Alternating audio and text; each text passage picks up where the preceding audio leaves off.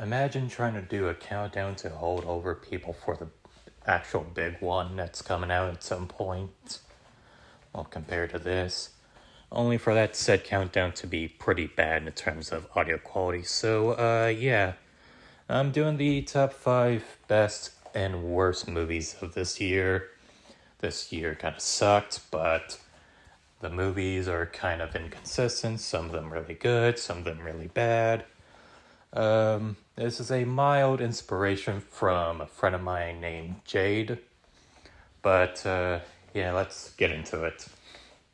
For the best, it kind of sucks monkey fuck that I can't count Better Man since that's technically 2024, even though it's 2025 to me. But I digress. Let's get to the poopy movies. Number 5, worst. I Know What You Did Last Summer. Fun fact, I actually had the Smurfs at number 5, but since I figured this one pissed off a lot of people even more, I figured I would just put this above it. But yeah, it's a pointless legacy sequel that tries to hit you over the head with member berries and one of the dumbest villain reveals ever. Yeah, this movie, just terrible. Don't see it. Even if you're a fan of the movies. Imagine trying to replicate what Scream did back in the 90s. Or actually what the first one did in the 90s, just because Scream 5 and 6 were popular. Number 4, worst. Wolfman. To be honest, this just hurts. I really liked Lee Winnell. I liked Upgrade. I liked The Invisible Man. So, I mean, this movie had every right to be amazing. But with some ham-fisted message about generational trauma, characters that are just forgettable at best, and despite the fact that it has, like, decent gore, decent sound design, and some makeup effects that are actually not half bad, everything else just felt just nothing, if that makes any sense. I just hope that The Mummy or The Resurrected ends up pulling through. I know that's technically Lee Cronin, not Lee Winnell, but leave me alone. Number 3, worst. Okay, I may have some explaining to do with this one. Yeah, everything you've heard about this movie is true. Terrible acting, vaguely elaborate commercial for Amazon.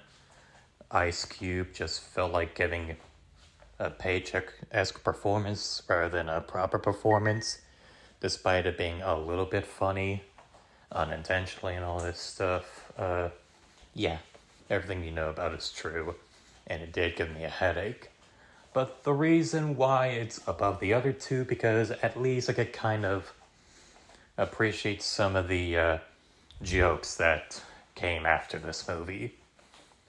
But yeah, however, unlike with the Minecraft movie, where the jokes over there are just no, at least with the Minecraft movies more competently made, unlike this one.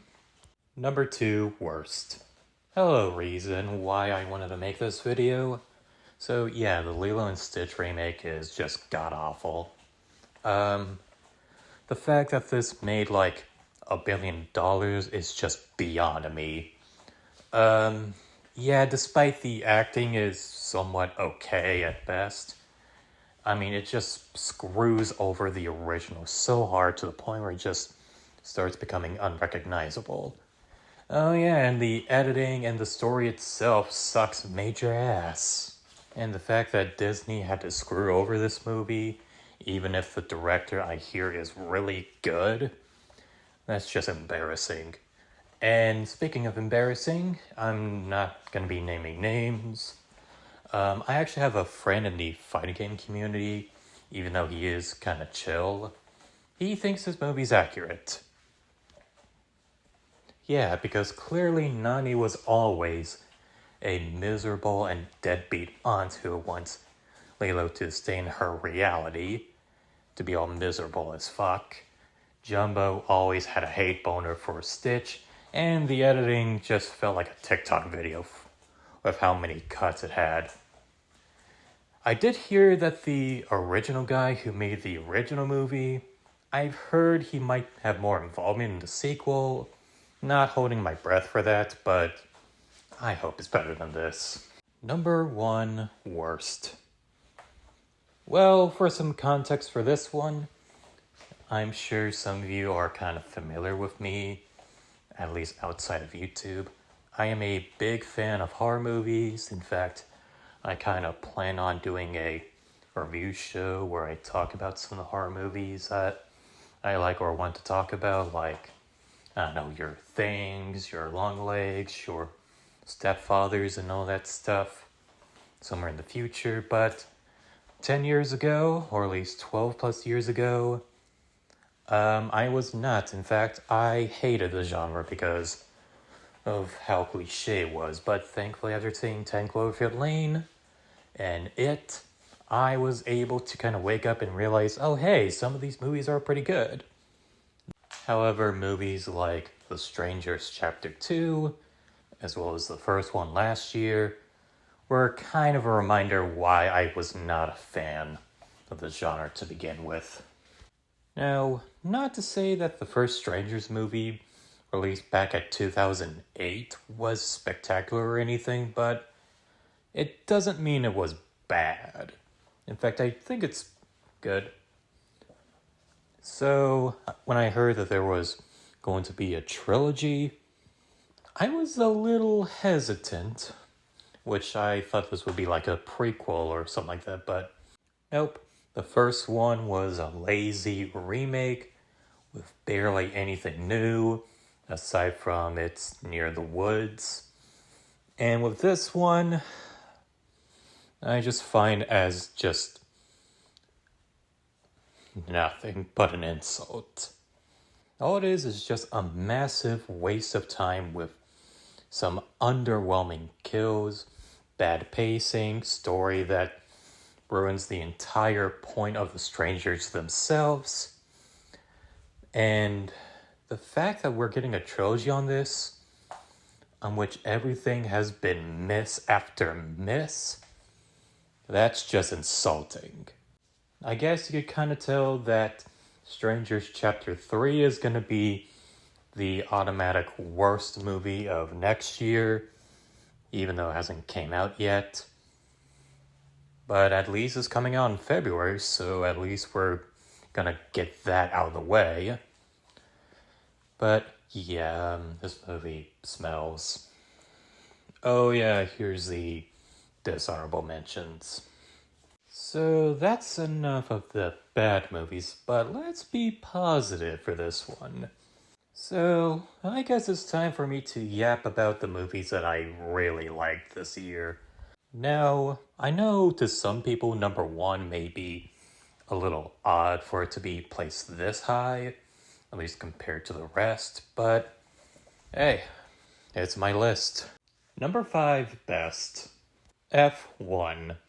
Now, I know a movie with a plot this basic may seem a little strange for it to be at number 5, but the reason why I kind of have this on here was just one thing alone, the IMAX experience. Like, I'm not joking, this is probably one of the best IMAX experiences I've had, and considering that I don't really go there as much as I would love, despite the IMAX theater being like 2 hours away from my location, that says a lot.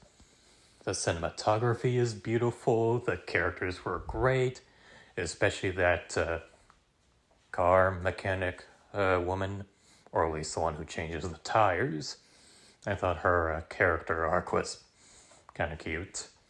And yeah, the sound design is just great, as well as the theme is just fantastic. Yeah, I can say that this is definitely one of Hans Zimmer's better scores in a movie.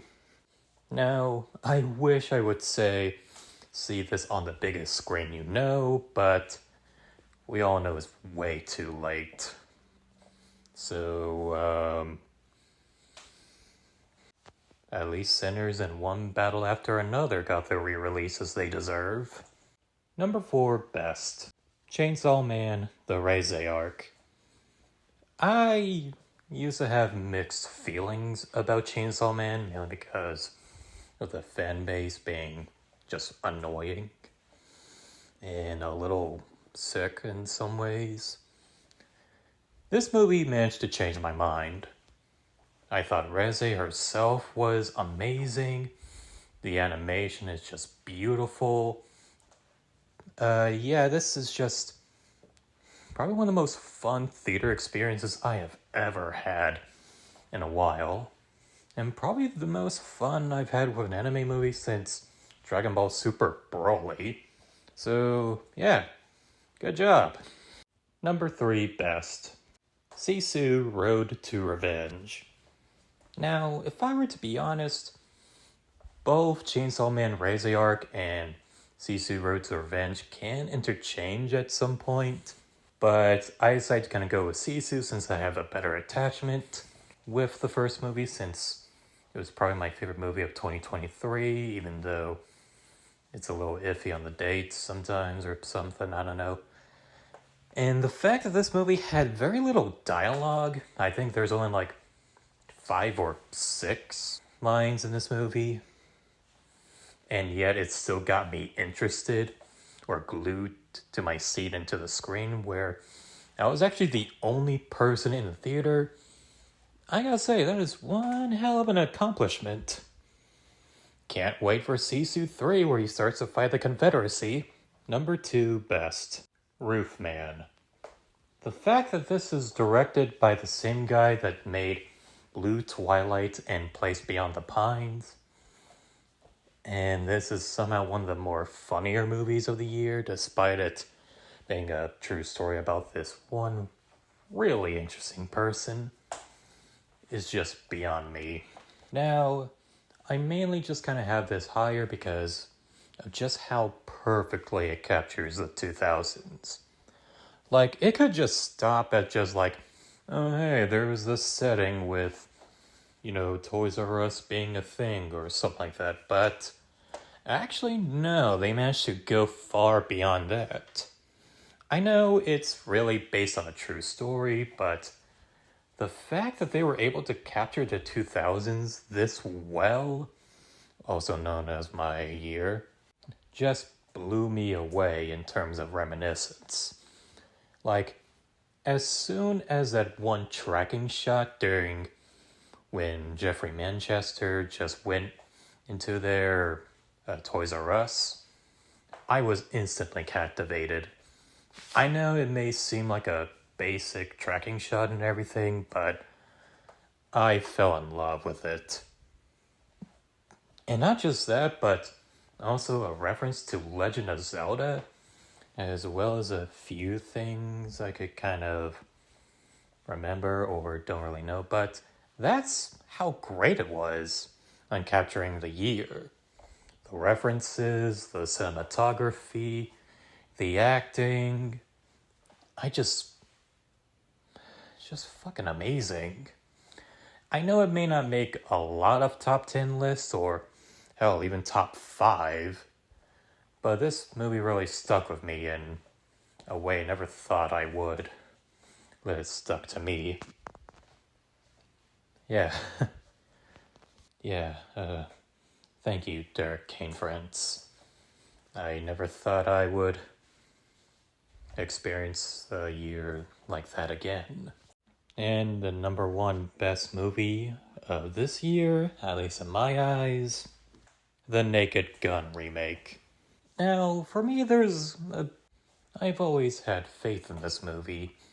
Like, by the time it was announced, me hearing that Akiva Schaffer is pretty good when it comes to parodies, and the fact that they had Liam Neeson as a bit of an in-joke of both Liam Neeson and Leslie Nielsen sounding a little similar, or at least their initials are the same.